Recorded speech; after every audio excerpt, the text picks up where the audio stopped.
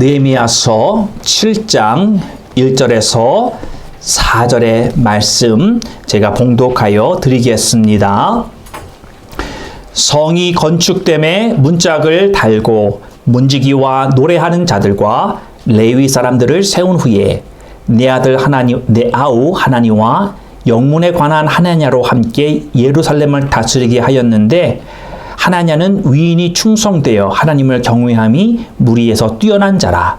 내가 저희에게 이르기를 해가 높이 뜨기 전에는 예루살렘 성문을 열지 말고 아직 파수할 때에 곧 문을 닫고 빗장을 지르며 또 예루살렘 거민으로 각각 반차를 따라 파수하되 자기 집 맞은편을 지키게 하라 하였노니, 그 성은 광대하고 거민은 희소하여 가옥을 오히려 건축하지 못하였음이니라.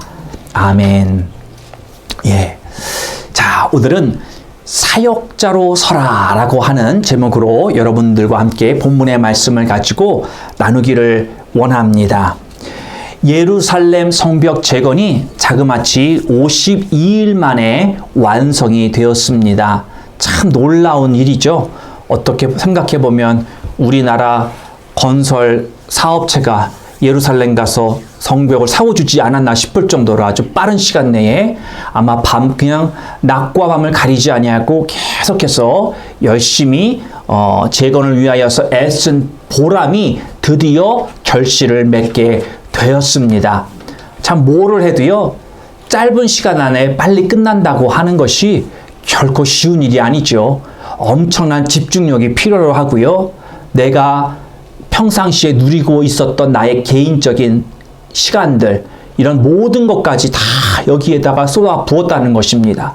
가족의 시간, 그리고 내가 정말 꼭 해야 되는 일들 외에 빼놓고는 이 성벽이라고 하는 이 재건 사업에 모든 걸 다 쏟아 부었던 이 예루살렘 온 거주민들의 그러한 결실이 얼마나 달았겠습니까? 얼마나 기뻤겠습니까?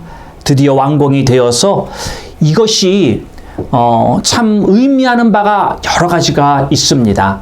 이 예루살렘이라고 하는 성벽 재건의 완성은 유다의 회복의 출발점이었다라고 하는 것입니다. 여러분, 우리가 인생을 이렇게 돌아봐도요,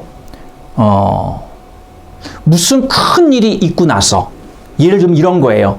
여러분이 사랑하는 사람을 만나서 드디어 결혼식 날 웨딩 마치를 울렸습니다.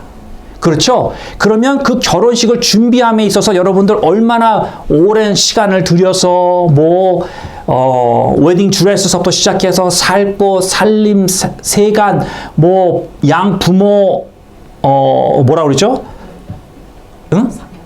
상견례 또 예단 이런 것들 하면서 그 결혼식이 굉장히 크잖아요. 그런데 그거 결혼식을 딱 하고 났어요.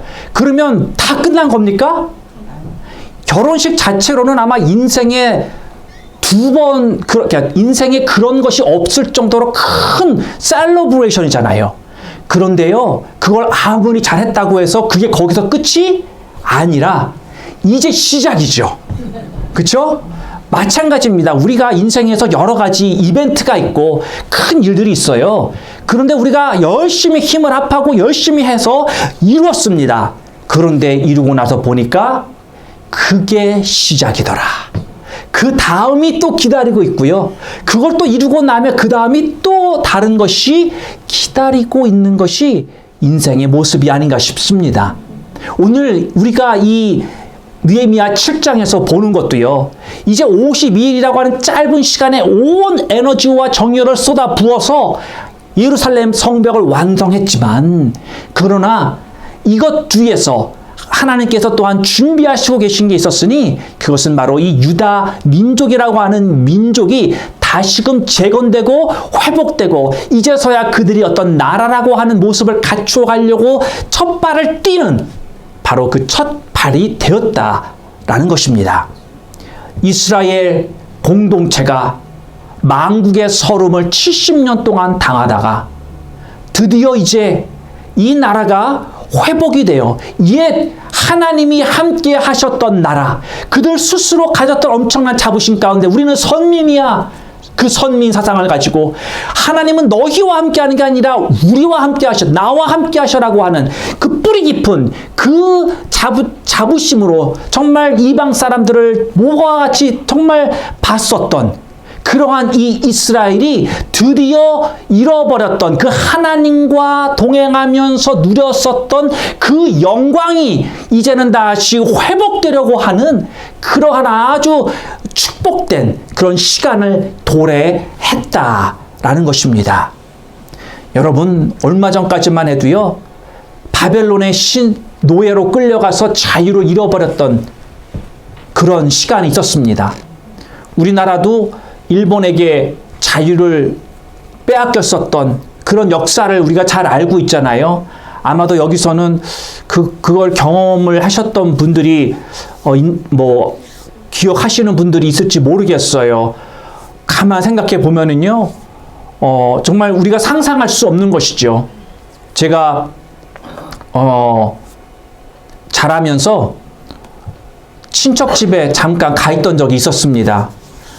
친척 집에 가 있으면 그 남이 아니잖아요. 그래도 잘해주는데, 근데 제 입장에서는요, 집에 있었던 그 삶을 생각을 해서 비교를 해보면 옛날에 부모님과 같이 있었던 자유를 저는 못 누렸어요. 그러니까 무슨 생각해요? 내 자유가 제약을 당했다라고. 그쵸? 잘해준 거, 아니, 못해준 거 없어요. 근데 내 스스로 느끼는 거가 다르다는 거죠. 부모님이랑 사는 거랑 다른 사람이랑 사는 거 다른 거 아시죠? 네. 그것만 해도 우리가 피부로 느끼는데 나라의 주권과 자유를 빼앗겼다라고 하는 것은요, 어마어마한 거죠. 예.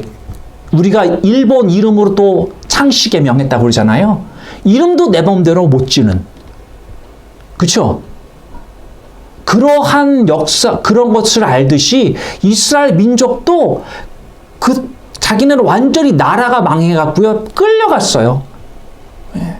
그러다 보니까 고향에 대한 그 그리움은 더 깊었을 것이고, 그 아픔을 가지고 있는 민족이 드디어 해방을 맞았다고 하니까 제가 생각컨대 우리나라 독립만세 불렀던 그 1940년 그때보다도 45년인가요? 네, 45년이죠. 예, 제대로 해야 돼.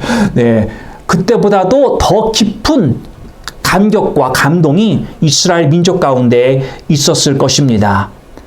그리고 이제 폐허가 되어버린 예루살렘을 이제 하나님의 도움는 손길로 말미암아 이제 새롭게 지어지었었던 이 성벽 재건 프로젝트야말로 이 이스라엘이라고 하는 공동체에 새로운 희망을 불어넣는 전환점이 되었다라는 것입니다.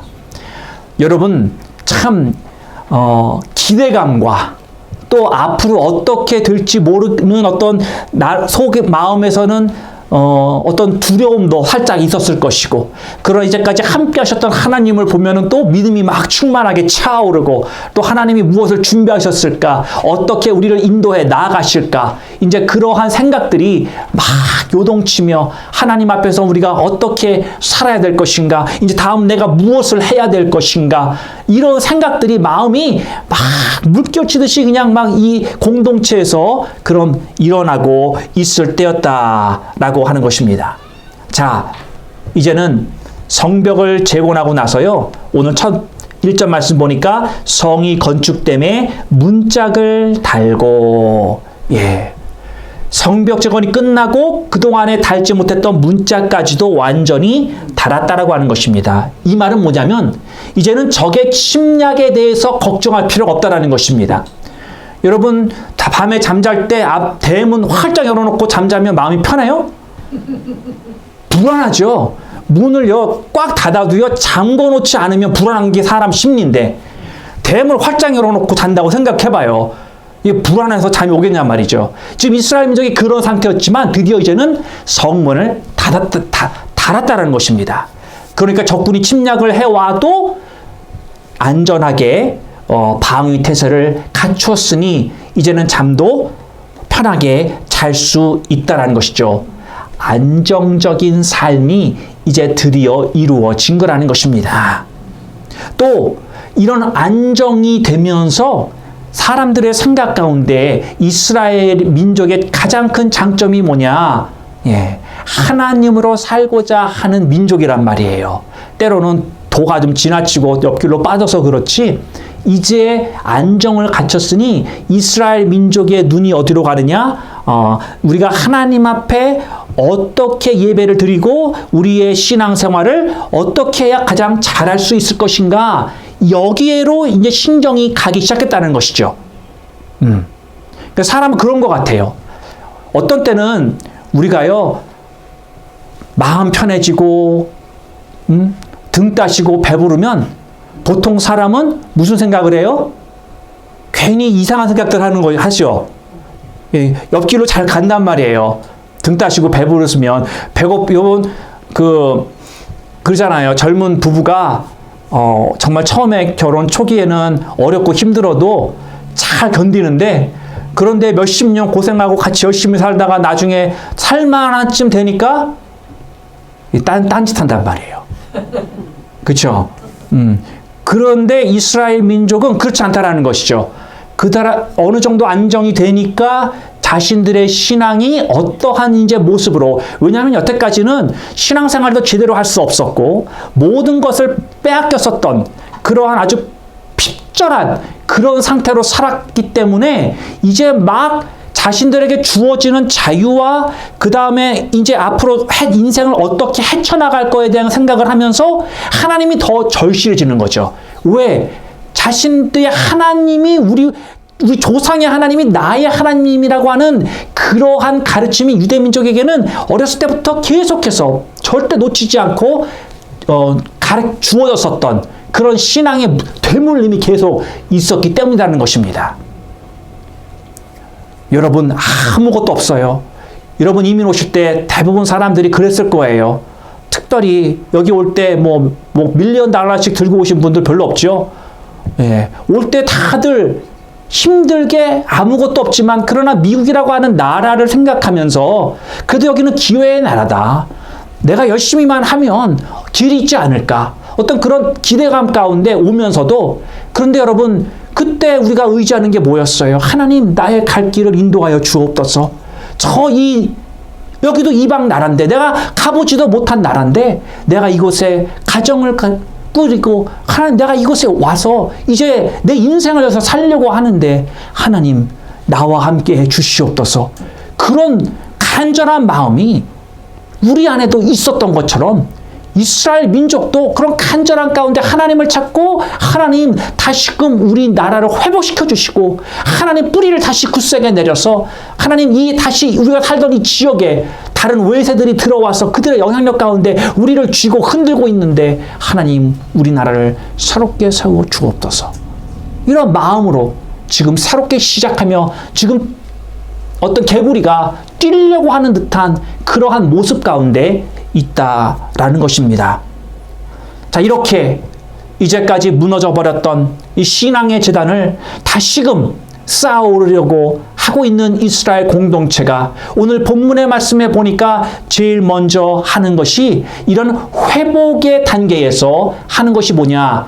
사역자를 세웠다라는 것입니다. 사역자. 여기서 제가 사역자라고 하는 것은요, 여러분 사역자 하면 무슨 생각하십니까?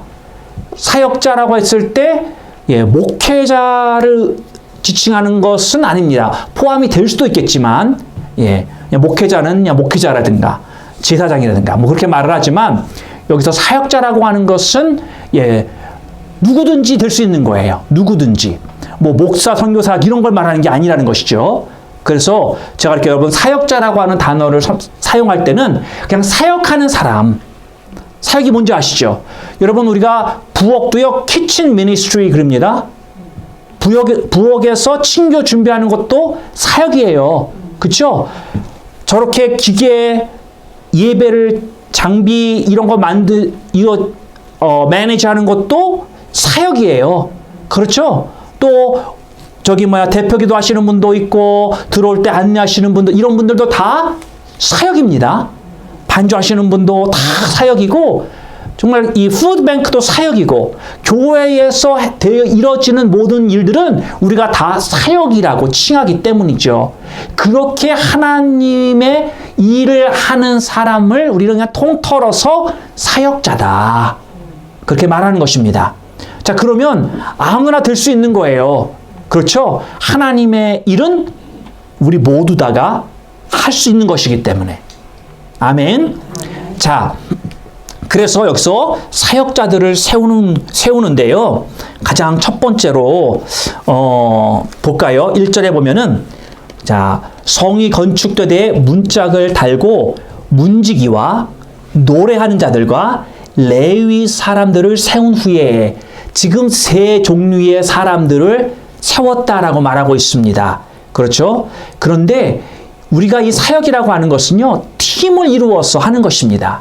한 팀으로 우리가 사역을 하는 거예요. 이런 그룹의 사역자들이 한 팀을 이루는 것을 보여주고 있는 것입니다. 문지기가 뭐냐면 이 성문을 지키는 사람 혹은 성전을 지키는 사람을 말하는 것이죠. 이 사람들이 뭘 해요? 부정한 자들이 들어오지 못하게 하는 역할을 합니다. 그렇죠, 여러분? 그 당시만 해도 이 홀리 오브 홀리, 여기는 아무나 들어올 수 없는 곳이었어요. 또 성전에도 다 들어오는 게 아니었어요. 들어올 수 있는 사람만 들어오는 거였고요. 그러니까 그런 것을 어떤 면에서 이렇게 레귤레이트 할 사람들이 필요한 거였죠. 우리가 안내하시는 분도, 우리는 뭐 교회가 작으니까 어디 가서 길 잃어버릴 일은 없잖아요. 그런데 여러분, 길 잃어버리는 교회 한번 가보신 적 있으세요? 저는 교회 가서 길 잃어버린 적이 있습니다. 어렸을 때는 여의도 순복음 교회 가서 잃어버렸고요. 예. 거기는 제가 어리다 보니까 뭐 너무 크고 그러니까 잊어버렸고요. 또 휴스턴 가면 휴스턴 First Baptist Church가 있습니다. 예. 제일 어느 큰 교회에서 First Baptist면요, 제일 먼저 세워진 교회고요. 역사가 길으니까 제일 큽니다. 거기서도 길 잃어버렸어요. 거기 체육관에 들어갔는데 농구 코트가 몇 개였는지 기억도 안 나요. 무슨 뭐 대학교 농구 코트 같아. 그런 여러 개가 막 있는데 어디로 들어가서 어디로 나가야 될지 몰랐던 그런 기억도 납니다. 그러니까 문지기라고 하는 것이 사람이 어디로 가고 어디로 가지 말아야 되고 잃어버렸으면 이쪽으로 가십시오, 저쪽으로 트래픽 디렉트를 하는 거죠. 예, 그렇게도 하고 뭐 이걸 조금 더 우리가 구체적으로 말한다면 이 시대의 교회로 치면 행정적인 업무를 감당하는 사람들이다. 그렇게 말할 수 있습니다. 여러분, 큰 교회 가면 행정 목사님들 있죠. 예, 그분을 위주로 해가지고 교회 어떤 행정적인 전체, 어떤 데 가면은 간사라고도 하고요, 행정간사, 뭐 이런 타이틀이 있는 걸 보신 적이 있을 거예요. 이제 그분들 위주로 이런 어떤 교회의 모든 행정 사역을 하는 부서다라고 말할 수 있습니다. 이걸 조금 더 풀어서 말하면 교회가 예배의 중심지로서 온전히 돌아갈 수 있도록 관리 및 섬기는 사람들을 세우는 것. 예, 이게 지칭해서 우리가 문지기다라고 말하는 것입니다. 또 다른 그룹의 사역자는 두 번째가 뭐예요? 노래하는 자들이라고 말하죠. 우리는 지금 현대말로 바꾸면 찬양팀이에요. 찬양팀 또는 성가대. 예. 성전에서 하나님이 받으실 그러한 찬양을 드릴 수 있도록 찬양의 사역을 전적으로 감당하는 그러한 사람들을 세웠다라고 하는 것입니다. 예배에서 빠질 수 없는 게 바로 이 찬양이죠. 예. 그래서 파워포인트도 찬양의 한 부분일까요? 아닐까요? 부분이죠. 예. 그래서 찬양, 이런 모든 전적인 그런 사람들을 세웠다라는 것입니다. 세 번째 부류가 무슨 부류라고 나와 있어요? 레위 사람들. 예. 레위 사람들이라고 하면 레위가 무슨 이름이죠? 12지파 중에 한 지파예요. 그렇죠? 그런데 굳이 레위 지파에 속한 사람을 굳이 레위 지파 오라고 그러면 되지. 굳이 이 사람들은 세울 필요가 있을까? 그런 생각도 듭니다. 여러분, 나라가 망하면서 모든 게 다 그냥 아수라장이었어요. 관청이 제대로 남아있겠습니까? 옛날 서류, 뭐 우리 여러분 그 한국에 가시면 한국 관청 주로 어디로 가시죠? 동사무소, 뭐 구청, 뭐 그런 데 가서 여러분들 그 주민등록이나 이제 이런 것들, 요즘 이름도 바뀌었어요. 제가 이름도 모르겠어. 그런 거 이제 띄러 가실 때도 가잖아요. 그럼 거기 다 기록이 있잖아요. 그런데 나라가 망하면서 그게 다 보존이 되어 있었을까요? 아니죠. 다 불타버리고 다 소실되었고, 그러다 보니까 레위 지파가 하나님의 성전에서 섬기도록 구별을 받은 지파잖아요. 이게 다 없어진 거예요. 그러니 누가 누군지 모르겠는 거죠. 더군다나 제사장이라고 하면 레위 지파와 함께 섬겼던 사람들인데 더 소수죠, 제사장들은.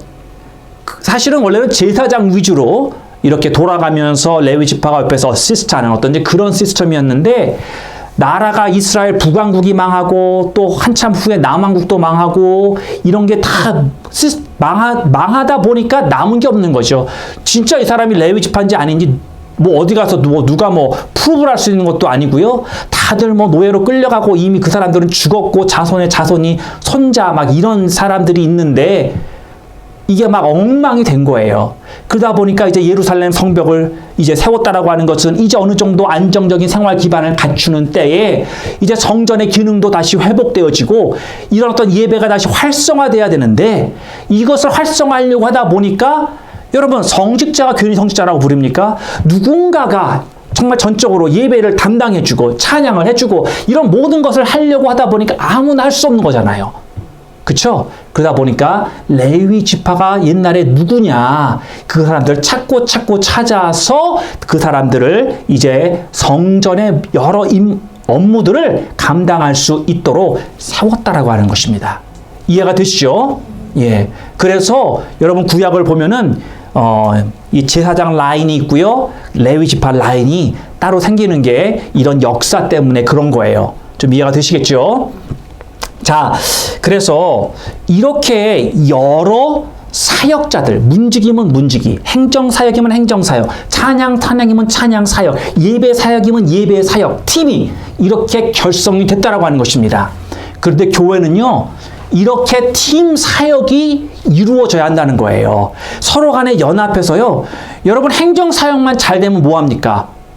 예배에 은혜가 없으면. 그쵸?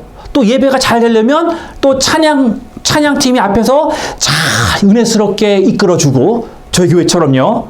아멘. 아멘. 그쵸? 타이밍 놓치면 안 돼요. 네.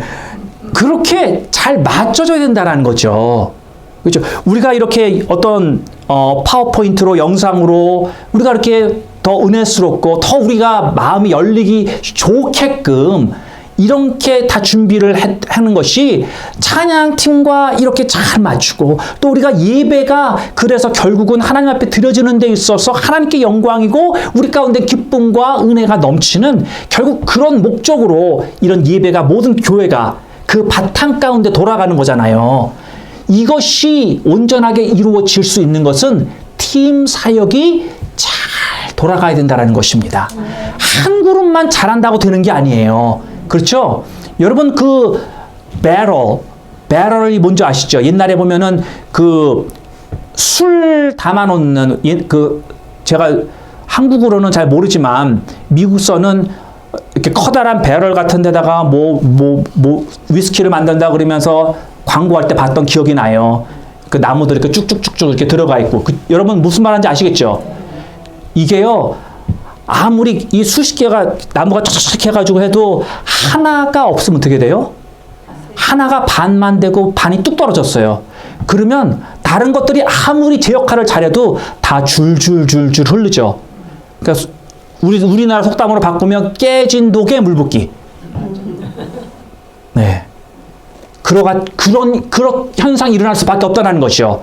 그래서 우리 교회는 사역은 팀 사역이다. 아멘. 아멘. 예. 그래서 우리 모든 팀들이 다 잘 성장해야 되는 것이고, 다 같이 또 연합해서 아름답게 이런 시너지를 만들 때 우리가 바라는 그런 교회로서 세워져 나간다라고 하는 것입니다. 그래서 우리 이 반석 교회에서는 사역자 한 사람이 혼자서 많은 일을 다 하는 것이 아니라 이런 팀들이 잘 세워지기를 주님의 이름으로 축원을 드립니다. 그래서 이 팀 사역이 아름답게 이루어지고 우리의 가슴 속에 정말 내가 귀한 사역자로서 팀의 한 사역자로서 함께 이 공동체를 세워나가는 그러한 큰 감동이 우리 가운데 임하길 주님의 이름으로 축원드립니다. 두 번째, 고급 관리들을 세웠습니다. 2절 말씀 보면 내 아우 하나니와 영문에 관한 하나냐로 함께 예루살렘을 다스리게 하였는데 라고 말하고 있습니다. 여러분, 이 두 사람이 등장을 하죠. 하나니 하는 사람은 우리가 이 유대 사람들 이름을 들으면 기억이 잘 안 남아요. 이게 말하기도 약간 좀 어렵고. 근데 하나니가 누구냐? 느헤미야 1장에 등장했던 사람이에요. 맨 처음 느헤미야가 마음속에 나라와 민족을 위하여서 정말 가슴 아파하고 안 좋은 소식이 들려서 뭐 성벽이 불타고 성문도 훼손되고 그 소식을 들었잖아요. 그래갖고 마음이 굉장히 안 좋았잖아요. 그때 소식을 전한 사람이 바로 이 하나니라고 하는 사람이었다는 것입니다. 예. 그래서 이 사람을 지금 느헤미야가 관리로 세웠는데 어떤 관리직으로 세웠느냐? 우리나라 말로 하면 시장으로 세운 거예요. 메이어, 예루살렘의 시장으로 세워졌습니다. 그래서 도시의 전반적인 행정 업무를 책임지게 할 수 있도록 하나니를 세웠고요. 또 하나냐, 두 번째 사람은요. 이 사람은 경찰서장으로 세워진 것입니다. 그래서 도시의 치안을 잘 감당할 수 있게끔 이 두 고위 공무원을 세웠습니다. 느헤미야는 그럴 권한이 있죠. 지금 총독이니까. 예, 이 지역의 가장 높은 사람이에요. 그러니까 도시의 시장과 경찰서장을 이제 세웠다라고 하는 것입니다. 그런데 이 하냐니라고 하는 이 사람을 오늘 이 본문 말씀에 보니까 내 아우다 그렇게 표현을 하고 있습니다. 느헤미야 1장 2절에서도요. 내 형제 중 하나, 내 형제라고 표현했었던 사람이죠. 여러분, 형제라고 할 때는요. 거리감이 없는 사람을, 굉장히 친한 사람을 우리는 형제라고 합니다. 그렇죠? 네. 여자들은 모르겠어요. 여자들은 뭐라고 그래요? 그냥 자매라고 그러나요? 네, 그럼 굉장히 친한 그런 친구가 되는 건가요? 확실히 모르겠는데 남자들 세계에서는 내 형제다 그러면 정말 피를 나누진 않았지만 그와 거의 준한 관계라는 의미를 갖고 있거든요.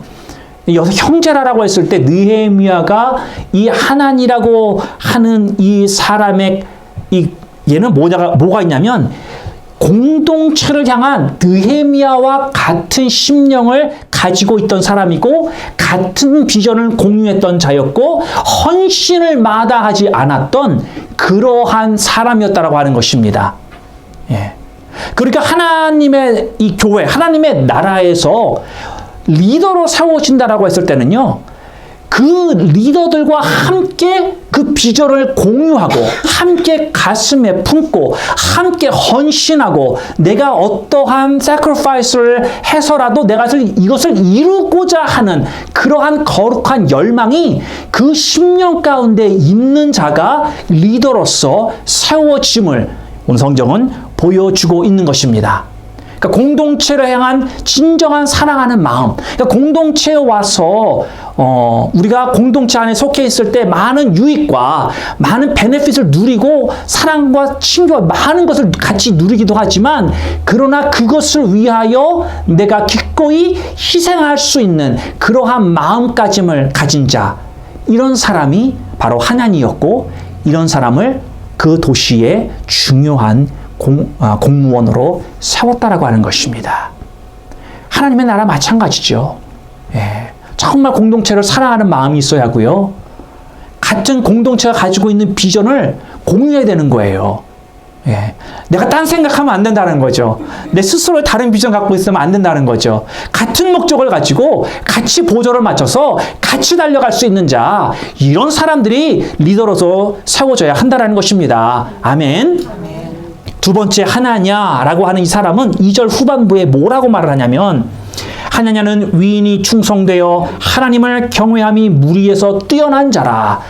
두 가지를 말하고 있습니다. 첫 번째로는요, 매우 충성된 사람이다. 이렇게 말하고 있습니다. 충성되다. 정말 여러분, 사역자 또는 우리가 리더라고 말할 수 있는 사람은 충성돼야죠. 누구한테 충성돼요?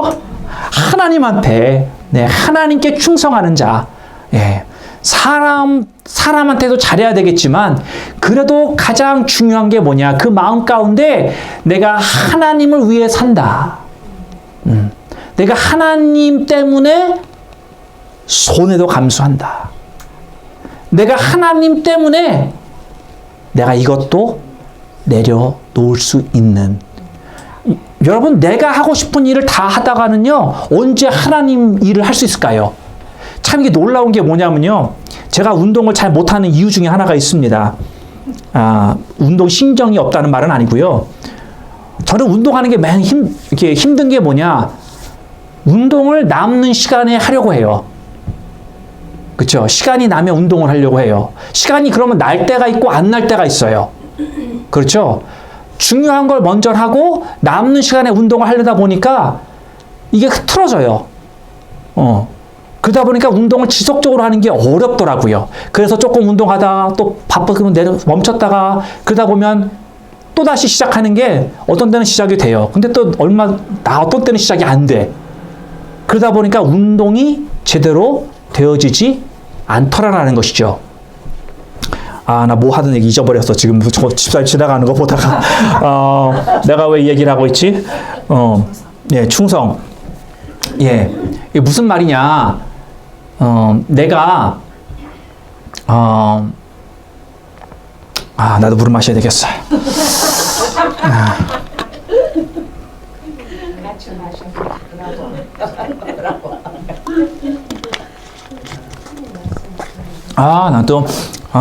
또 외가 지나가시나 했잖아요. 예. 제가 단순해요. 그래서 하나를 생각하고 있는데 다른 생각이 들어오면 컴퓨터가 양쪽으로 돌아가야 되는데 이게 주로 하나만 돌아가거든요. 예. 그러니까 운동이라는 예를 제가 말씀드렸지만 그런 거예요. 이게 남는 시간에 뭔가를 하려고 하면요, 그게 잘 안 돼. 무슨 말인지 이해가 되세요? 예. 어쩌다 한두 번은 되는데 지속적으로 꾸준하게 내가 매일같이 하려고 그러는데 남는 시간에 뭘 하려다 보면 안 된다라는 거죠. 그러니까 이런 거예요. 하나님을 섬기는 것이 크리스찬으로서의 가장 기본 덕목이다라고 할 수 있는 거죠. 그렇죠? 예. 하나님을 섬기는 게 크리스찬들은 기본적으로 해야 되는 거예요. 뭐 이건 제가 말하지 않아도 우리가 예수님을 믿으면 당연히 우리 마음 가운데 그런 마음이 생긴단 말이죠. 그런데요, 하나님을 섬기는 데 있어서 내가 남는 시간에 하나님을 섬기려고 하면요, 여러분 그거는 어쩌다 한두 번은 될 수 있겠죠. 그러나 진정 하나님이 원하는 것을 원하는 때에 할 수 있는 사람이 될 수는 없습니다. 왜? I have other priorities. 하나님의 일보다 더 내가 중요시 여기는 일들이 있어요. 그러니까 나는 항상 이걸 먼저 해야 돼. 그리고 남는 시간에 하나님의 일을 하려고 하니까 시간이 안 나면 well, that's too bad. 그쵸? 예, maybe next time. 그거 넘어간다는 말이죠. 그런데 next time에 시간이 또 없으면 어떡할 거야? 이게 반복이 된다는 말이죠. 이런 라이프 스타일이 계속해서 돌아가다 보면은 어느 순간에 저처럼 나 운동 이제 귀찮아서 못하겠어. 그리고 내려놓는단 말이죠. 예. 근데 크리스찬으로서 우리가 하나님을 섬기는 걸 내려놓을 수는 없잖아요. 그거 내려놓고 내가 어떻게 살겠어? 그거 내려놓고 내가 어떻게 천국의 소망을 바라볼 수 있겠습니까? 하나님하고 안 살면서 하나님에 관심이 없는데. 그러면 그 마음에 천국의 소망이 없고 감격이 없고 감사가 없고 그냥 말라가는 거예요. 말라가. 그래서 고목이 그렇게 생기는 거예요. 그래서 이 하나냐를 보니까 충성된 사람이었다. 다른 말로 뭐냐? 하나님 먼저. 그렇죠? 내가 할 거 다 하고 하나님을 생각하고 하나님 뭘 할까 이게 아니라 하나님을 먼저 생각했다라는 거죠. 예. 저는 그게 충성인 것 같아요. 내가 엄청난 무슨 큰 일, 이것도 충성심이 당연히 있어야 되는 거지만, 여러분, 전후가 볼 적에는요, 우리가 겉으로 드러나는 어마어마한 일을 하지 않는다고 해도요, 내가 하나님을 향한 기본적인 그런 마음을 가지고 계속해서 하나님을 바라보며 나가면요, 충성된 사람이 안 되려가 안 될 수가 없어요. 왜? 하나님을 바라볼 때 내가 하나님을 향하여 나의 마음에 이런 발동들이 일어나거든요. 발동들이. 하나님을 향한 나의 마음들이 열린단 말이에요. 여러분, 왜 사랑하는 사람 만나면 그렇잖아요. 괜히 좋아요. 그쵸? 계속 오래 있어도 안 피곤합니다. 여러분, 데이트하면서 피곤해 본 적 있으세요? 네, 데이트가 언제 있었는지 기억이 안 나요. 아니, 데이트 가신다 놓고 무슨 장을 보러 가요. 아, 진짜. 그게 무슨 데이트야. 그러면 안 되죠. 예. 갑자기 왜 내 생각이 떠오르지? 예, 이제 거기까지만 하겠습니다. 예. 그래서 두 번째, 우리 하나냐가 가지고 있는 리더로서의 어떤 그런 자세는 하나님을 경외하는 마음이 있었다. 하나님을 경외하는 마음. 참 제가 저를 포함해서죠. 이 시대에 신앙생활하고 있는 수많은 현대인들을 우리가 함께 보면서 성경을 특별히 구약을 보면은 우리가 이런 지혜서들이 있으면서 하나님을 경외하는 것이 지혜의 근본이다라고 하는 말을 우리가 다 알고 있고요. 또 신약을 봐도 그렇게 살았던 사람들의 일생만이 기록이 돼 있어요. 그렇죠? 그런데 이 현대를 살고 있는 수많은 크리스천들이 교회에 있습니다. 그런데도 하나님을 경외하는 마음이 때로는 있는 것 같아요. 때로는 있어요. 그런데 대부분의 우리가 세상에서 살다 보니까 그런지 하나님을 경외하는 마음들이 이상하게 사라지어요.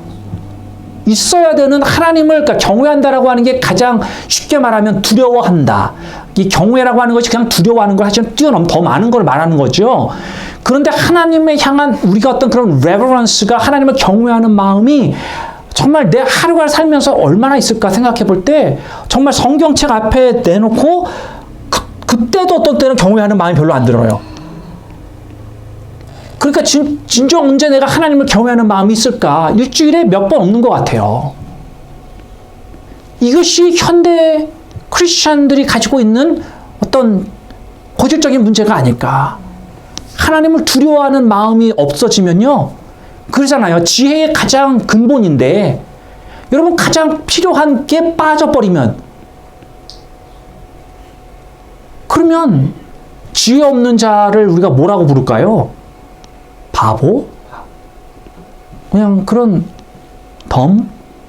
덤하게 사는 거죠. 그냥 덤하게. 그건 우리가 추구하는 인생이 아니잖아요. 하나님을 경외하는 마음이 없어지면은 정말 무시무시한 일들이 일어날 수 있는 거예요. 하나님을 그러니까 두려워하는, 경외하는 마음이 있어야지, 내가 어떤 인생의 바운더리가 생긴단 말이에요. 내가 이 선은 넘으면 안 되는 선이야. 왜? 여기에 이것만큼은 내가 오늘 내가 내 멋대로 내가 뭘 해도 선을 지키며 놀아야죠. 그렇지 않아요? 여러분들 학교를 다녀도요. 학교에서 아무리 놀아도 선을 지키면서 놀죠. 그걸 넘어가는 거는 정말 안 되는 선이 있는 거예요. 그러면 퇴학이라는 것이 있는 것이고 정말 이건 하지 말아야 되는 그런 선이 알고선 놀아도 노는 거고 공부를 해도 하는 거고 이런 게 있듯이 인생에도 하나님의 경외하는 마음이 없으면요. 내 인생의 바운더리가 없어지는 거예요. 그 어떤 극악무도한 것도 할 수 있게 되는 거예요. 예.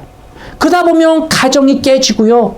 그러다 보면 자녀들도 엄청나게 잘못 풀리고 그래도 그 바운더리를 다시 안 잡으면 하나님의 심판이 계속 일어나죠. 예. 그러니까 우리가 잊지 말아야 되는 게 하나님을 경외하는 마음이 정말 내 안에 있는가 우리가 오늘 한번 살펴보았으면 좋겠습니다. 이 하나냐가 가졌던 하나님을 경외하는 마음, 그리고 그 충성된 마음, 그런 사람을 하나님이 들어서 그를 고위직에 앉혀서 이 유다 민족의 회복의 첫 선봉장으로 선구자 역할을 감당할 수 있도록 세우셨다라는 것입니다. 하나님은 아무나 세우시지 않습니다. 하나님은 아무나 쓰지 않습니다. 하나님은요, 누구나 쓸 수 있어요. 누구나 어떤 백그라운드를 가졌던, 어떤 죄를 졌던, 어떠한 과거를 가졌던 그 누구도 하나님은 쓰실 수 있습니다. 그러나 하나님은 결코 아무나 쓰시진 않습니다. 우리가 이 두 개를 헷갈리면 안 됩니다. 마지막 세 번째, 파수꾼을 세웠습니다. 파수꾼. 예. 3절에 보면 내가 너희에게 이르기를 해가 높이 뜨기 전에는 예루살렘 성문을 열지 말고 아직 파수할 때에 곤문을 닫고 빗장을 지르며 또 예루살렘 거민들 각 반차를 따라 파수하는 자가 파수하되 자기 집 맞은편을 지키게 하라. 파수꾼을 세웠다라는 것이죠.